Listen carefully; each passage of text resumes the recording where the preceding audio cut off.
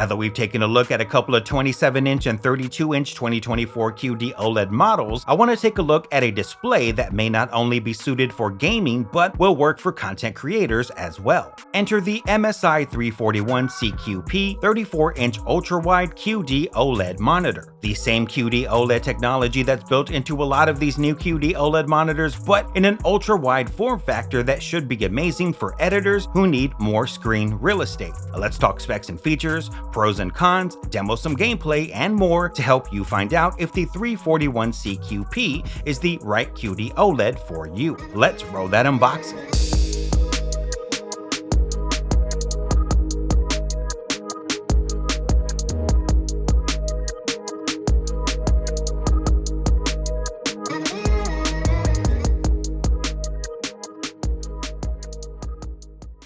Quick disclaimer, MSI did send me this unit to review, but is not paying me for this video and has no say-so in what I talk about, good or bad, so you can expect an honest, unbiased opinion. That said, if you find this video helpful and want to support a smaller channel, consider not only hitting that subscribe button and notification bell, but using my links in the description, which help me earn a small commission so I can afford to make more content like this. The MAG 341 CQP is a 34-inch 3440 by 1440p curved QD OLED monitor with a 175Hz refresh rate, and at the time of this video retails for $899. It's got a lot of the same features you'll find on models like the 321 URX, like a 0.03 millisecond response time and display HDR True Black 400. Let's start with build quality and talk about everything this monitor will get you as a gamer and as a content creator. Now, as I mentioned before, it uses the same Samsung 3rd Gen 2024 QD OLED panel as most of the new QD OLEDs coming out, so you'll notice a purple hue when in bright light. It's glossy, which delivers a more vivid image, but is anti-reflective, so don't worry about any LEDs or lamps in your room causing a problem. It does have an 1800R curve to help with immersiveness, which I find to be subtle, nothing overdone that's going to cause images to look skewed or distorted when editing. Just like the 321 UPX I reviewed, it's got the same flat profile with a thickness less than 1/4 inch, which is covered with a layer of graphene film on the back, and when combined with the custom heatsink built into the frame, results in better heat dissipation and a noiseless design since there are no fans involved. Taking a look at the connections from left to right, we've got your AC power connector all by itself on the left side. On the right, we have two HDMI 2.1 connections, which fully support 120Hz, variable refresh rate, and auto low latency mode. We've then got a DisplayPort 1.4 connection, a USB-C/DisplayPort alt so you can transmit video, two USB Type-A 2.0 ports, a USB Type-B 2.0 port, and an audio line out jack to connect headphones or computer speakers. Now, personally, I find computer speakers to be low end, and they typically get harsh when you raise the volume too high, so unless one of you knows about a quality set I haven't heard before, I haven't found one I like, which is why I would have liked to have seen one of those HDMI ports have eARC built in to give more options for those who might want to use a soundbar instead.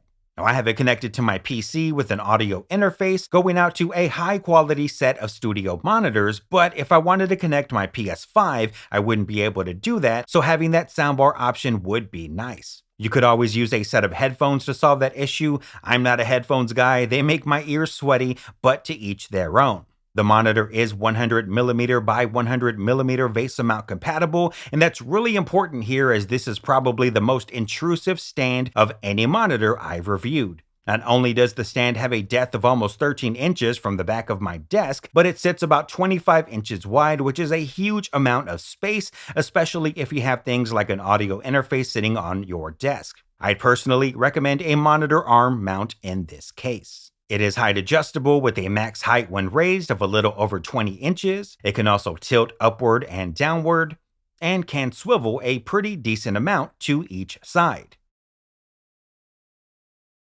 The physical buttons are located in the center bottom of the back of the screen, where you can find the joystick toggle to access the main menu. Pushing up allows you to access the game mode color profiles. Pushing right lets you select input sources. Left will let you switch devices with the built-in KVM function, which lets you use a single keyboard and mouse to control multiple computers. And down lets you select from a range of smart crosshairs, which change color so the crosshair doesn't blend into the background. Clicking the button in accesses the main menu where you can do more things like access optic scope, which lets you assign keys so you can zoom in on the fly, night vision to make darker areas more visible, show the refresh rate on screen, and turn on and off adaptive sync, which syncs the monitor's refresh rate to your GPU. You can also access Pro Mode color profiles, which are aimed at content creators who use color profiles like sRGB and Adobe RGB, and you can get more in-depth with controls like brightness, contrast, sharpness, color temperature, and select HDR modes and choose between True Black 400 and Peak 1000 nits.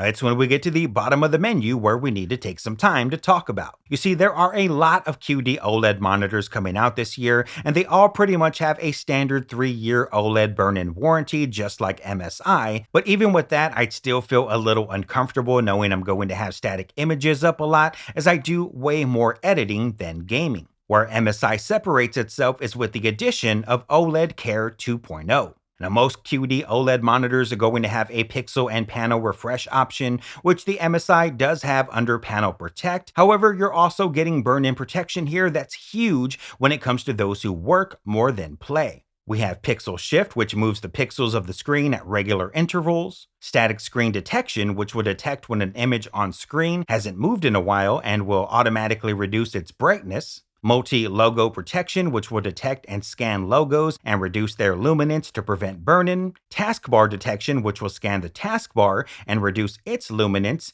and Boundary Detection, which will detect any boundaries on screen, like when you use split screen or have multiple windows open, and you guessed it, reduce their luminance. Those are major features that are going to sweeten the deal for anyone who still has concerns about burn-in based on your usage habits. The one downside here is that when you turn on adaptive sync, it disables OLED Care 2.0, but the easy workaround is to use adaptive sync when you game and turn it off when you work. With all that out the way, the last things worth mentioning about the build is that there is a small LED light under the center, but it's so dim that you'd have to move your fingers in within 2 or 3 inches for it to even be visible, so it's not something that'll distract you. The last thing, and something that I'd like to see improved, is that even with the cable management hole that's built into the stand, the cables are still visible underneath the display since the connection ports sit too low on the back of the monitor. If you don't fancy using the buttons on the monitor, you can download the Gaming Intelligence app to control its functions, and because it is an OLED panel, that means you'll get no backlight bleed. Once again, I can raise my camera's ISO to max settings and not see a single bleed spot.